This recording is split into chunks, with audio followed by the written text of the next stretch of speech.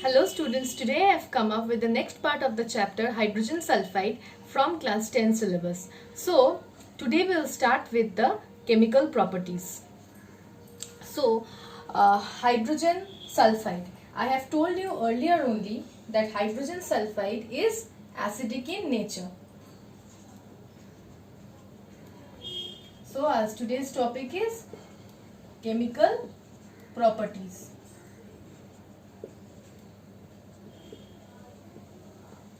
Okay, so hydrogen sulfide is acidic in nature. I have told you earlier only in the physical properties portion. So acidic properties means I have to show you how it acts as an acid. So the first chemical property is acidic nature. Now the reactions for this acidic nature, we know that to prove the acidic nature, the reactions are dissociation reactions, and dissociation reactions are reversible in nature. So the reactions which I will show under the acidic nature portion, those reactions cannot be given in your study material because the reversible means the reactions cannot be typed in word format. Okay, so refer to this video for those reactions. So now hydrogen sulfide. So hydrogen sulfide, you can see that it has two hydrogen atoms. Remember, acidic property can only be shown in aqueous solutions. It will dissociate to form H plus and HS minus.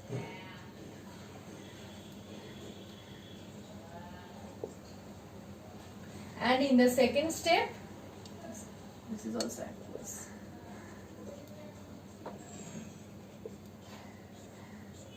It will again dissociate to form H plus, aqueous, and S2 minus, aqueous.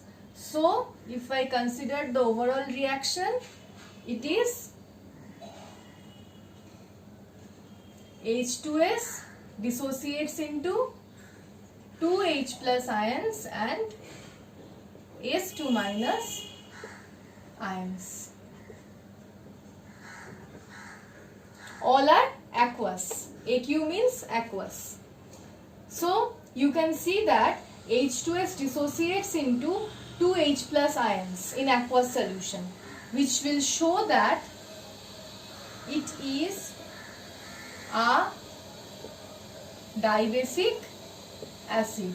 But remember, H2S has mild acidic character. H2S is not a very strong acid. It has mild acidic character. So this is about the acidic nature of hydrogen sulfide. Okay, the next part is reaction with bases. So this is an acid. I have proved already that this is an acid. So it will react with bases to form salt, obviously. It will react with bases to form salt and water. Neutralization reaction. So the second reaction is reaction with base. Okay, so H2S will react with bases to form bisulfide, as well as it will react with bases to form sulfides. I need to balance the reaction. This reaction needs to be balanced. So this is sodium bisulfide, this is sodium sulfide. So they will react with bases to, these are the alkalis, they will react with, sorry, this is not H2O. Sorry, this is not H2O. This will be H2S. It will react H2S, since it acts as an acid, it will react with the alkalis to form the salts and water, neutralization reaction. Next is reaction with oxygen. There are two types of reactions. Once when it will react with excess oxygen, and the second when it will react with less of oxygen. So the first one,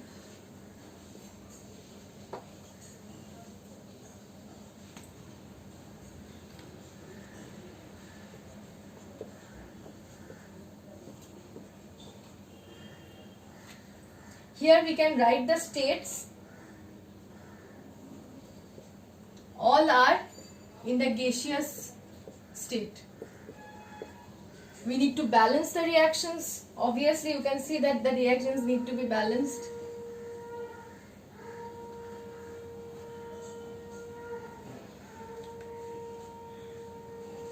So this is oxygen in excess. The next reaction is when oxygen will not be in excess, less of oxygen.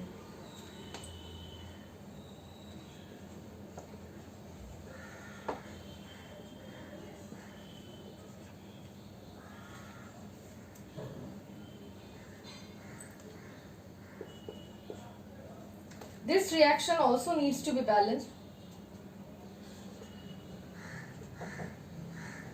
Okay, so see, when excess oxygen is present, then we will get sulfur dioxide. But when less of oxygen is present, then we are getting solid sulfur. So this is the difference between the two reactions. Excess of oxygen means we will get sulfur dioxide, and less of oxygen means we will get sulfur. Then the next is a very important set of reactions, that hydrogen sulfide will form colored metal sulfides when they will be passed through the acidified solutions of the salt compounds of certain elements. Copper, zinc, lead. Copper, zinc, lead are the most important ones. Let's see the reactions. These are the precipitation reactions. Remember, they are forming the colored precipitate, so we need to mention the color of the precipitate. So the fourth one is precipitation.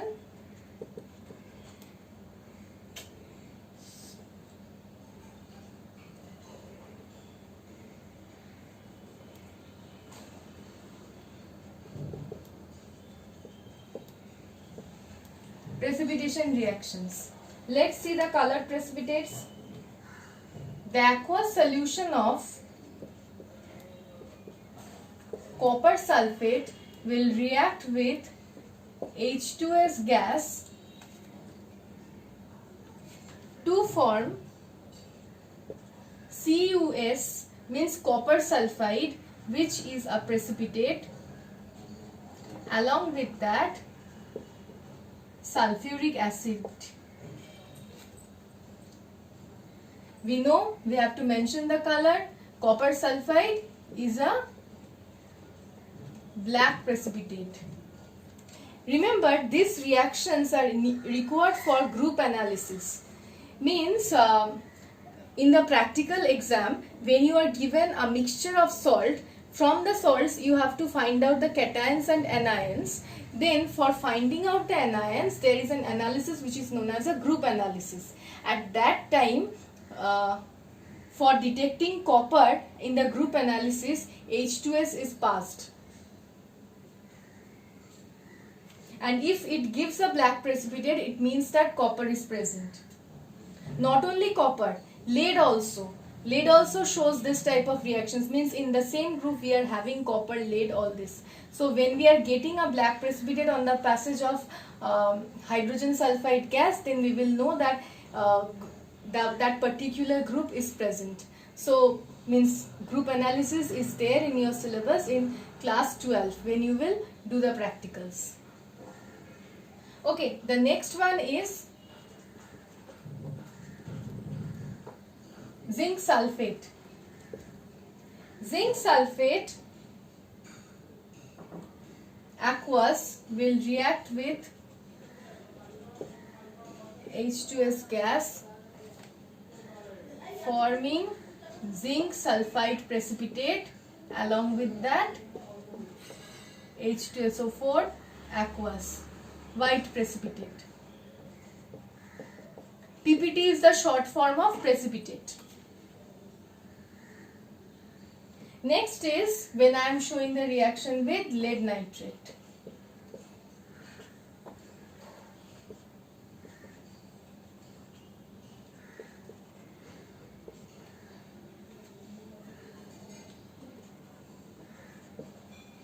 Lead sulfide is also a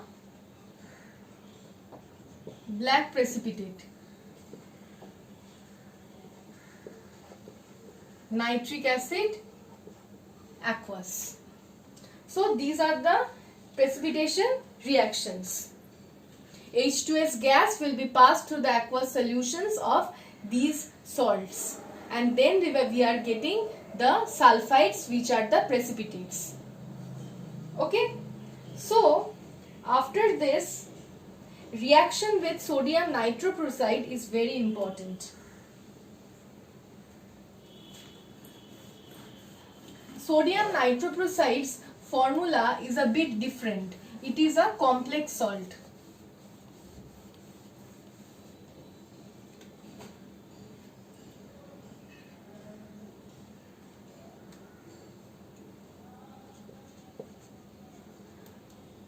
Reaction with sodium nitroprusside. What will be the reaction? Remember one thing, that sodium nitroprusside needs to be prepared freshly. You cannot keep away sodium nitroprusside after preparing and do the reaction after a very long time. You cannot do that. Freshly prepared alkaline sodium nitroprusside. Sodium nitroprusside should be in the alkaline medium, not in the acidic medium. So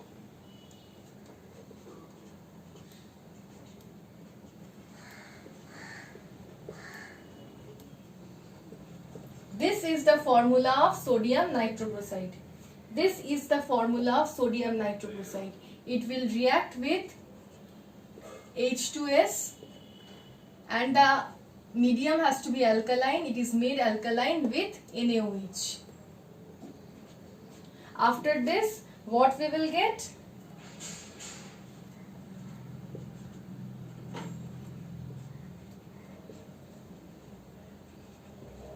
We will get this complex compound as the product. We will get this complex compound as the product along with that water. Now, how will you miss why this reaction is important? What is the importance of this reaction? This reaction is important because this acts as a test for the sulfide anion.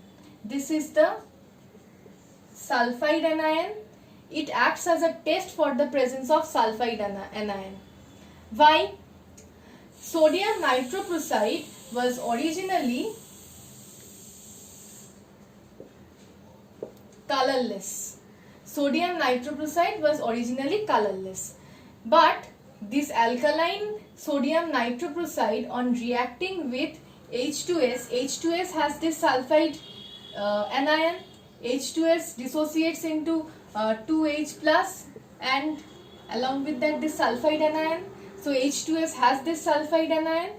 So in presence of the sulfide anion, the sodium nitroprusside is a complex compound. It will form a new complex compound, which is this one. You don't know the name of the complex compound, so if I tell the names also you won't understand the names. So that is different, but how will you understand? This has a purple color.